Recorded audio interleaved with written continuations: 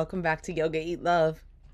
Today's episode is about the one thing that I found most people lack or are missing or think they lack or are missing: consistency. I'm going to share with you how to develop consistency without fighting yourself, a simple 5-step strategy to help you get and stay there, the importance of practice over perfection, and why all you have to do to stay consistent is practice. And this is in your yoga and meditation practice and also in life. So this is episode 2 of our Sovereignty and the Rebirth of You series. If you missed episode 1, you can just go back and listen now, press pause and go back, or stay where you are and just go ahead and listen after. In the last episode, we talked about what sovereignty actually feels like, what it really is, and that grounded sense of I've got this. And not controlling life, but not being controlled by it either. And my intention with this series is to help you, my listeners, feel empowered, self-directed, internally anchored, and inspired to build and keep building a steady yoga and meditation practice. And not for anyone else, just for yourself. So today we're continuing with our Sovereignty and Rebirth of You series with something that sits right at the center of that experience: consistency. So I'm Sabrina Calli, your guide, your friend, master yoga and meditation teacher, spiritual mentor, and plant-based chef, and a fellow human walking this path with you, alongside you. And I was thinking about this episode recently because even after practicing and teaching yoga and meditation for many, many years, I still notice this pattern in myself. I'll be in a beautiful rhythm of practice, breathing, moving, meditating, and teaching regularly. And then one morning I wake up and think, I'm good today. Or, I don't really have time to practice today. And that one small thought can really unravel my whole rhythm if I'm not paying attention. So I see this over and over again with my clients and fellow yoga teachers, whether I'm working with members inside Yoga Soul Rising, my membership program, or leading workshops and retreats, or even just having honest conversations with women in this healing and spiritual space. This consistency thing comes up all the time. And I hear people say, I just can't stay consistent, or I start off strong and then I fall off, or I know what I should do, I just don't do it. So if that sounds familiar, I want you to hear this right away. Consistency is not a personality trait. It's not something some people are born with and others aren't. Consistency is a skill. And like any skill, it can be developed. So when people struggle with consistency, I find they often think the problem is like laziness, or a lack of discipline, or a lack of motivation. But consistency isn't about becoming a different person. It's about becoming someone who returns. And what I see over and over again with inconsistency is something different. Most people are trying to change their lives or create change in their lives from a place of force, from a dysregulated nervous system. They're exhausted, overstimulated, pulled in 100 directions.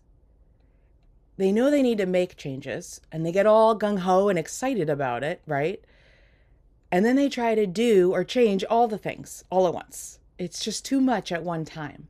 And they expect themselves to suddenly become this perfectly disciplined person. And it just doesn't work that way. Your body has to feel safe and supported enough to sustain the change each step of the way. I had a very wise teacher who used to say all the time, small shifts create radical change.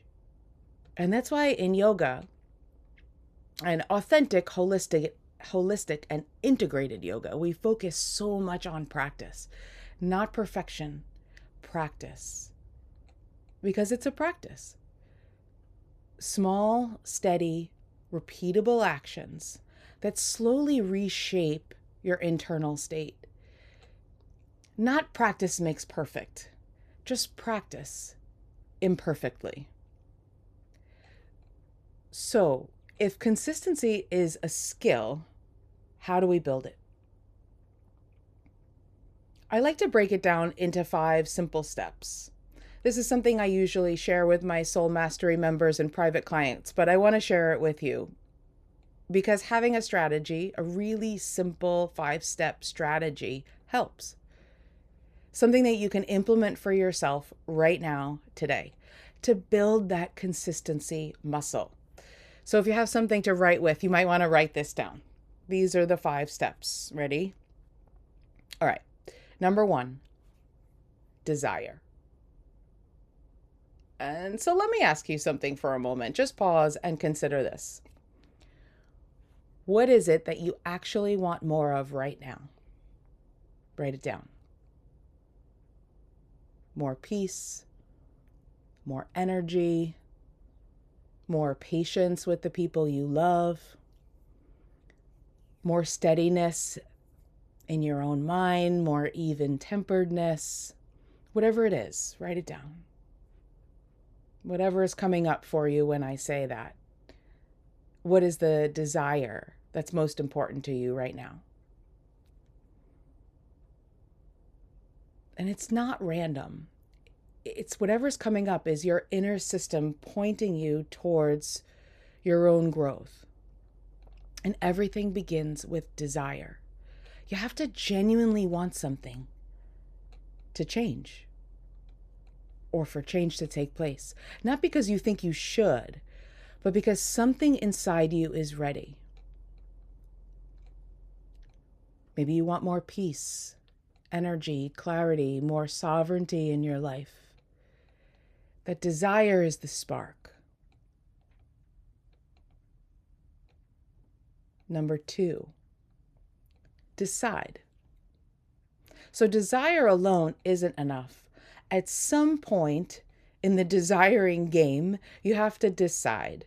You choose to move toward that desire. And when you decide, you create a simple plan.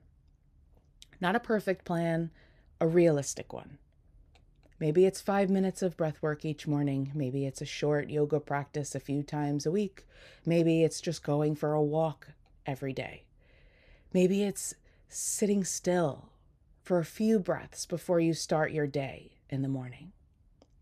The key is that you put it into your life intentionally. That's decide. Number 3, do. Now, this is the part that everyone tries to skip.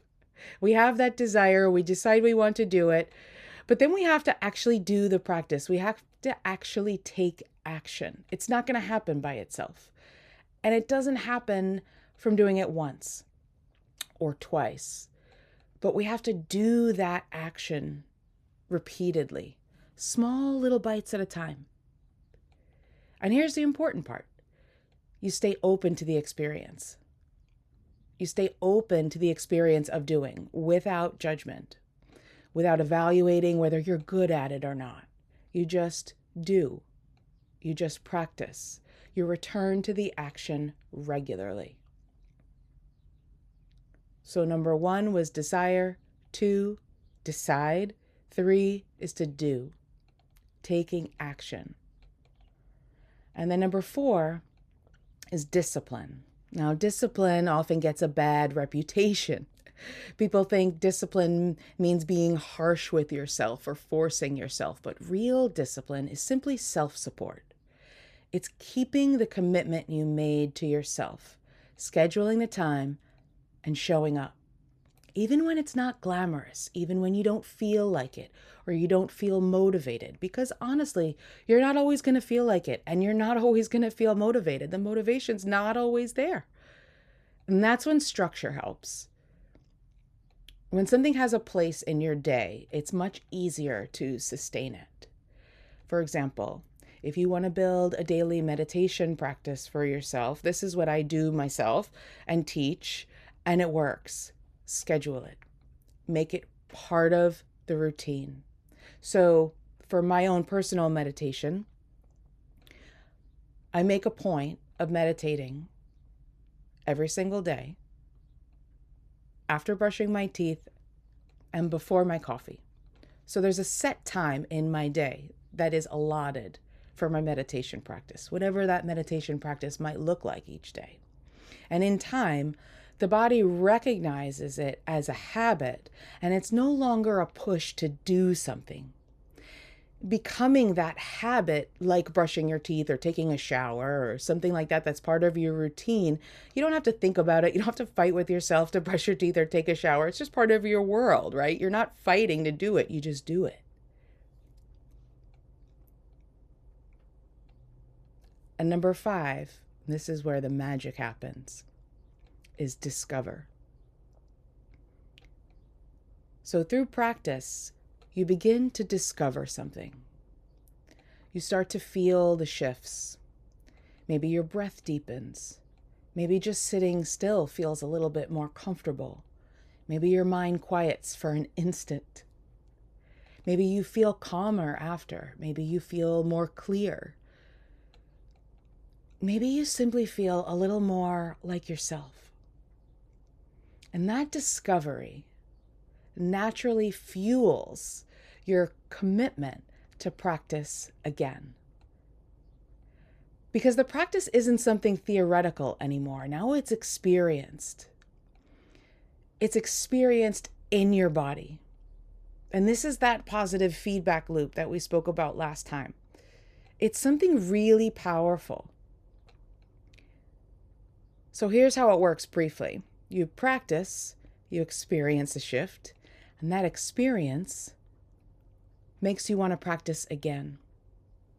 Practice, experience the shift, which is the transcendence part, right? That's the change, and that fuels more practice.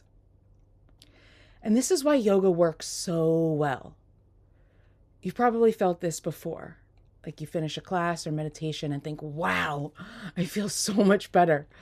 Your body feels lighter, your mind feels quieter, your nervous system starts to settle, that restlessness maybe is gone. That feeling is real. It's physiological in the body. It's neurological in the brain and central nervous system. Once you've felt it enough times, something interesting happens. You start to look forward to the next time you get to feel that way. You start looking forward to your next practice, and not because you're forcing yourself, but because you remember how good it feels. That's the positive feedback loop. And the more time you spend inside that loop, the more natural consistency becomes.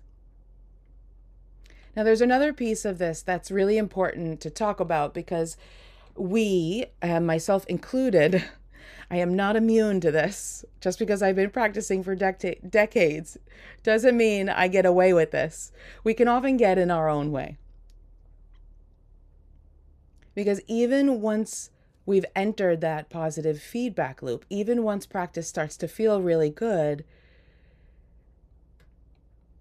we might lose it, right? Like sometimes we get in our own way. You might go weeks practicing, maybe even months or years. You feel great, steady, clear, grounded. And then one morning you wake up and you're like, yeah, I don't really need to practice today. I'm good. And honestly, that doesn't seem like that big of a deal. And one day off isn't a problem, right? One day is not going to shake the whole rhythm. But what tends to happen, and I know this well from my own experience, the next day the same thought appears. You're like, I'm good. Or I practiced a lot this week. I don't have to practice again today. Or I'm teaching today. I don't need to practice. Or I'll get back to it tomorrow. And we step out of the loop. And sometimes it happens slowly, sometimes subtly, sometimes quickly. The practice fades, the rhythm breaks.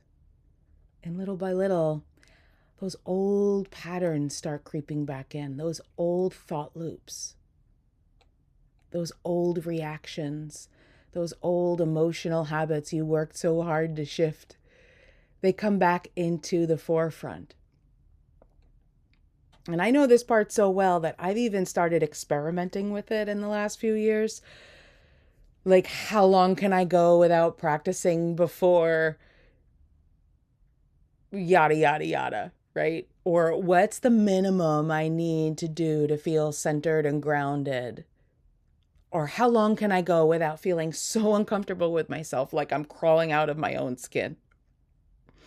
And I've found that whatever that time frame is, sometimes it's a few days. I've actually gone as much as 2 whole weeks without any kind of practice.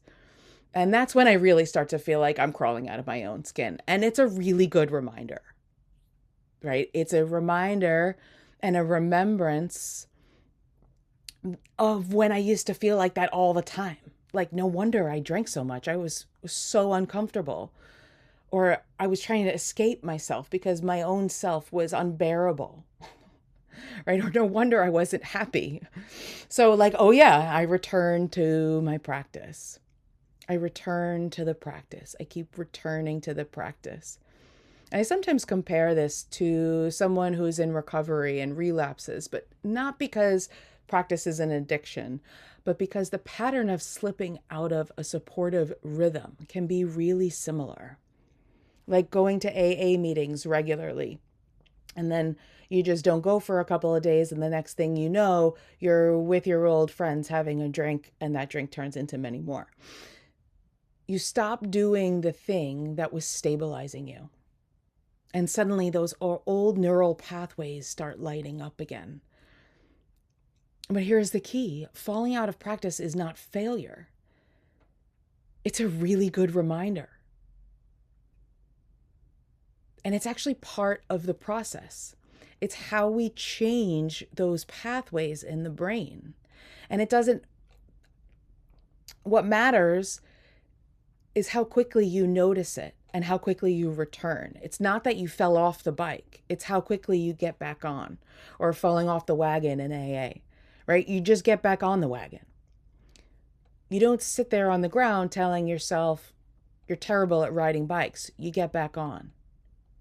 That's how the real change happens, because every time you return to your practice, you're strengthening new neural pathways. You're literally rewiring the brain, creating new grooves for that needle record to flow in, to play in. So practice, pause, fall off, return, again and again. That's the rhythm of real transformation. It's not perfection. It's the return. Practice imperfectly. So most people don't fall out of practice because the practice itself doesn't work. They fall out because the old patterns are really strong and we have more rewiring to do. And in time, that positive feedback loop becomes less of an effort. Consistency becomes much easier. And this is why I always say, and I keep saying today, practice over perfection. You don't need to do it perfectly. Just keep coming back. Keep practicing imperfectly. You just need to keep returning to the practice, and whatever that practice looks like for you. And this actually brings me to another key element about what your practice could look like. It doesn't necessarily mean an asana practice, a vinyasa practice, or going to a studio. And we're going to talk about that and fulfillment next time. But I'll leave that here for now. I think we've covered enough. I want to keep this as short and sweet as possible. So if this conversation makes sense to you, if you're ready to build that kind of consistency and step into the positive feedback loop, there are a few ways you can go deeper with me. Inside Yoga Soul Rising, we practice together regularly. You can join as a Soul Seeker member if you're just beginning and want access to these incredible practices and growing community, or if you're ready to go deeper as a Soul Mastery member. And that way you really anchor these practices into your life with even more structure and personal guidance from me. And if nervous system regulation is the piece you want to understand more clearly about yourself and learn some techniques to actually calm the nervous system right away, you might enjoy the Nervous System Mastery Workshop, where we explore the foundations of how to regulate your system and build emotional steadiness from the inside out. And you can find, if you're interested, all of these links in the description. So if you enjoyed this episode, please take a moment to share it with someone who might need it or you think might need it. And don't forget to subscribe, and follow the Yoga Eat Love podcast so you can never miss a new conversation or practice. Your support helps this community grow, and it means a lot. Until next time, let's move with your energy, not against it. One breath, one perfectly imperfect practice at a time.